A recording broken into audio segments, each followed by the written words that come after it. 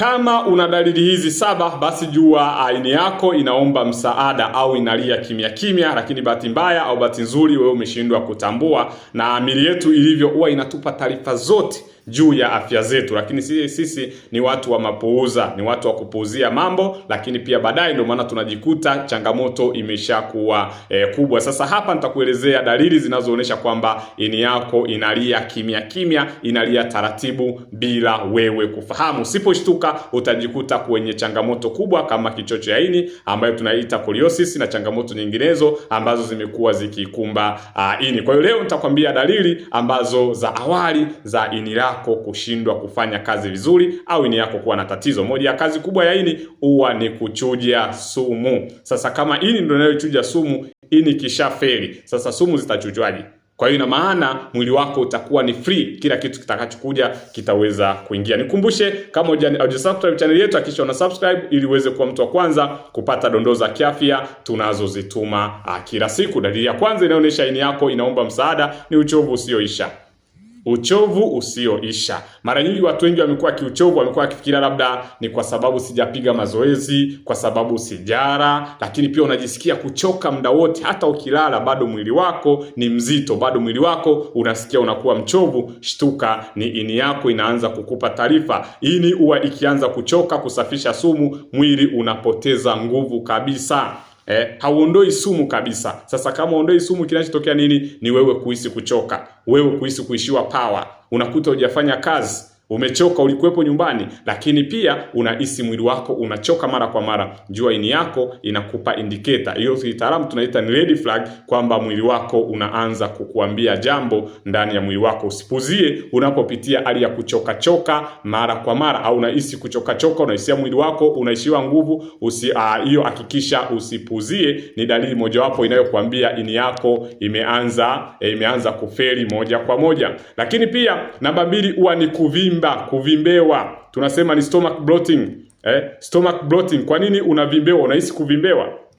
Watu wengi unakuta wanavimbewa, tumbo lako unakuta limevimba. Kitaalamu hii inaitwa ascites. Sasa kama unafikia sehemu ya changamoto, tunasema ni stomach bloating, tumbo lako linavimba, ni kama vile linajaa maji. Sawa, hakikisha unachunguza. Unaenda kucheki ini yako ni salama, kwa sababu kama unahisi tumbo lako limejaa au kuvimba na pengine unakuta kujigeuza, inakuwa ni changamoto kubwa. Lakini pia unahisi maji pia yamejaa tumboni mwako, hiyo ni dalili mojawapo ya kwamba ini yako inakupa taarifa kubwa sana kwamba ndani ya mwili wako hapako sawa, ndani ya mwili wako pana kugongea, panahitaji kuna kitu akijakaa vizuri kabisa. Kwa hiyo hakikisha unatafuta suluhisho, hakikisha unatafuta msaada ndani ya mwili wako moja kwa moja. Lakini dalili nyingine inayoashiria ini yako imeanza kukupa shida, rangi ya mkojo. Unakojoa mkojo kuwa na rangi nyeusi kama Coca-Cola. Sawa, mkojo wako una rangi nyeusi. Sawa, kama chai ya rangi au chai, au unakuta ni kama chai ya rangi, au unakuta ina rangi kama ya kawia.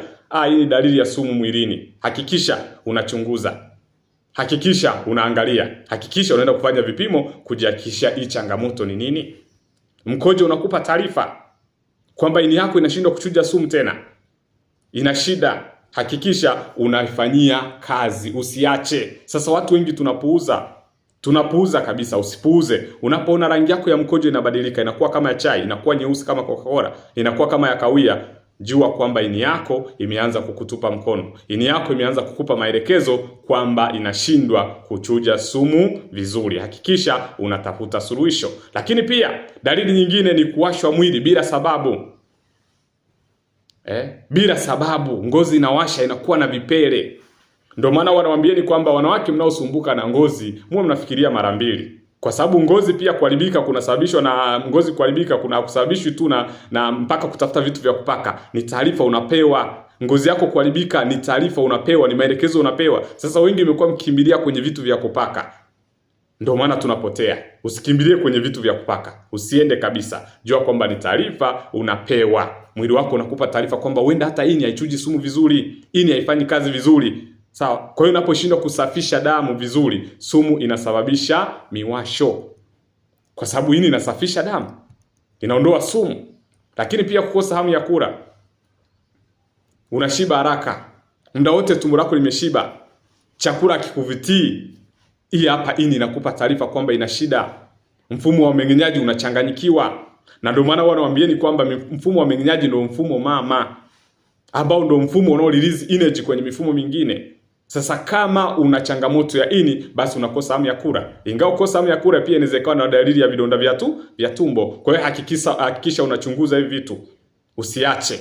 Unachunguza ili uweze kufahamu shida iko wapi. Hapo ndo kuna changamoto hii moja kwa moja ya ini. Lakini maumivu upande wa kulia wa tumbo juu. Tumbo lako kwa juu upande wa kulia hapa. Tumbo lako kwa juu upande wa kulia hapa unapata maumivu. Unapokuwa unapata maumivu na pressure, unakuta ni kama ni pressure inaongezeka upande wa kulia juu ya tumbo. Hiyo ni dalili inayoonyesha kwamba ini yako inaanza kukupa shida. Ini yako inakupa taarifa kwamba kuna changamoto, kwa sababu inapatikana hapa upande wako wa kulia. Hakikisha unachunguza. Sasa dalili nyingine ambayo watu wengi tumeizoea ni macho au ngozi kuwa ya njano. Automatically hii ni wengi tunaifahamu. Hii haina matata kabisa na hii haina changamoto kabisa. Macho yanakuwa ya njano. Kwa nini macho yako yanakuwa ya njano? Ngozi inabadilika rangi. Na pengine ngozi ikibadilika rangi watu wengine unajisikia sijui ni hali ya kawaida, sijui sijalala, sijui sijapata usingizi mzuri. Ndugu yangu, hiyo ni taarifa unapatiwa. Chunguza macho yako. Hii ni ishara ya ini yako kushindwa kufanya kazi vizuri. Watu wengi wamekuwa wakiishi nazo hizi. Unapoona hali fulani imebadilika ndani ya mwili wako na wewe change, ni hatari kwa afya yako. Hakikisha unatafuta msaada haraka sana. Watu wengi hawako tayari. Watu wengi wamekuwa wakipuzia. Acha, hizi ni ini inakupa taarifa. Usiache kwa sababu ini ndio inachuja sumu. Ini ndio inasafisha damu. Sasa kama damu haitasafishika, mwili wako kuwasha, maumivu ya tumbo juu hapa upande wa kulia, tubadilike, tutafute suluhisho, tutakaa vizuri zaidi. Sawa, ambazo dalili hizi kizidi upelekea ugonjwa mkubwa scoliosis, Kiswahili inaitwa kichocho ya damu, ambapo inaharibika kabisa.